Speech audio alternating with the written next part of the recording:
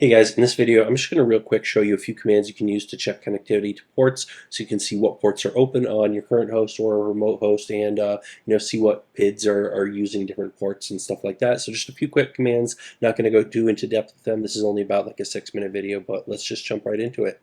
Next, I'm going to want to show you how you can see what is listening on different TCP or UDP ports and what the process show you what the PID of the process is and show you by port numbers. So the newer command, so the new command is SS and the old command is netstat. You can do that with both of these. So SS-LTUPN.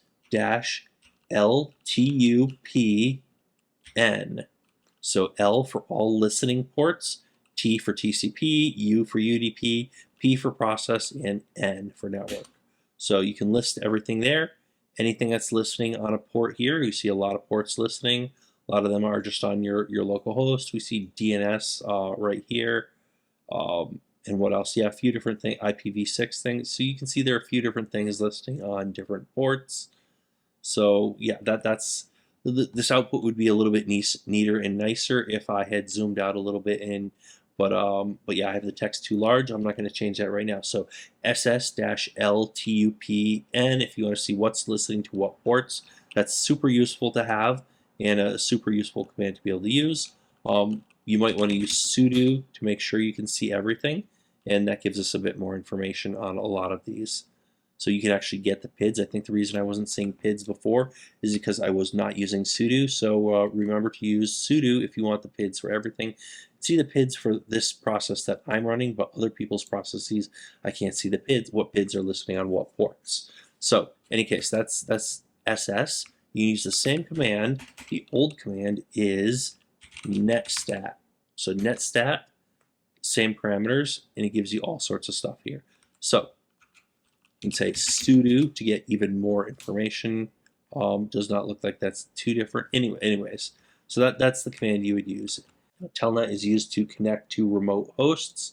So you can say telnet and an IP address, and normally that would just telnet into the host. Nobody uses telnet anymore. It's super insecure and really old. It was old and insecure and not recommended 25 years ago when I started with Linux. So now it's even more so. But if you specify a port, you can telnet to that port, and really you're just using that to check if that port is open.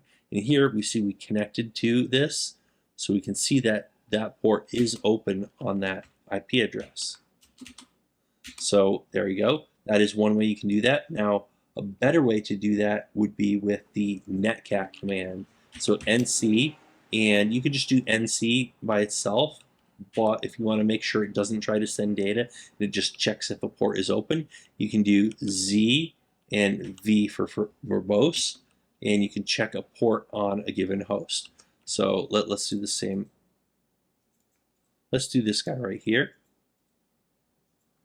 We can check if port 80 is open.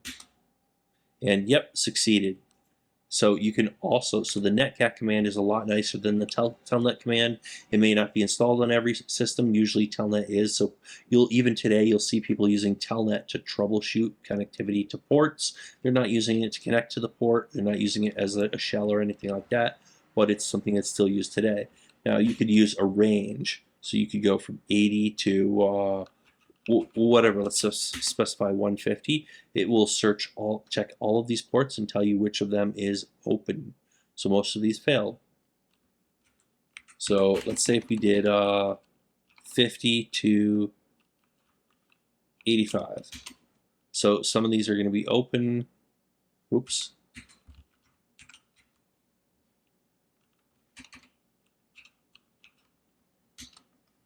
Some of these are going to be open, like port 80 is open, port 53 is open, and there you go. That's how you can scan for open ports on a host. Next thing I want to show you is the lsof command. So we're going to run this with sudo just to make sure it shows us everything. We want root permissions. So sudo lsof stands for list open files. Normally you can use this for listing files, but a more useful use for this is to check what is using a certain port on your system. So if we want to check, all right, -I for I guess internet, but that tells us that we're working with ports, either UDP or TCP. You say TCP port 8080. What is using that port? It's not going to tell me because nothing is. But what about port 80?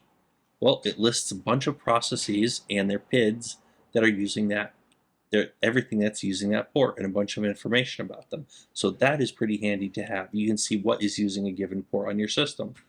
So you could do like TCP 53. You can see what's using that, DNS Masquerade. Now, what else? We could also do UDP.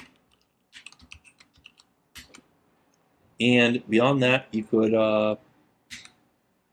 if you don't want to specify TCP or UDP, you could just use, you just leave that part out, just colon port 53, and it's going to list the TCP and UDP, so UDP and TCP both. So there's that. And that's basically everything I want to show you about LSOF for today. Real handy command to have. And if you want more info on that, check the link in the description for that. So hopefully you found this useful, if not just interesting. Give me a thumbs up and leave a comment down below if you know something I don't know, or any comments, questions, criticisms, anything you want to say. I want to hear it, but also definitely hit the subscribe button because we have a lot of other great tech content you just don't want to miss out on. So definitely hit the subscribe button. We do like coding, Linux, servers, hardware, software, electronics, networking, all sorts of great stuff, robots. Don't miss out on that. Definitely hit the subscribe button and also hit the little bell icon. Otherwise, YouTube won't give you notifications when new videos get posted. And also check out the list of videos we've already published. We have a ton of great content out there already, so definitely check that out. And that's about it for today. So thanks for watching, and we'll see you guys on that next video.